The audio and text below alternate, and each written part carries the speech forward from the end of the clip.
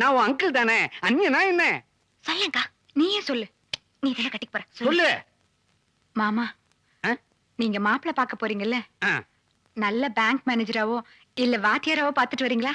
அது என்ன பர்டிகுலரா பேங்க் மேனேஜர் இல்ல வாத்தியார்? இல்ல அங்கிள், பேங்க்னா அரை நாள் தான் வேலை, வாத்தியார்னா நிறைய நாள் லீவ் விடுவாங்க. இந்த மாதிரி மாப்பிள்ளைய பார்த்து கட்டிக்கிட்டா அடிக்கடி ஜாலியா டூர்லாம் போயிட்டு வரலாம்ல. ஏதோ ஊமா மாதிரி இருக்காளேன்னு பார்த்தேன். படு கில்லாடி.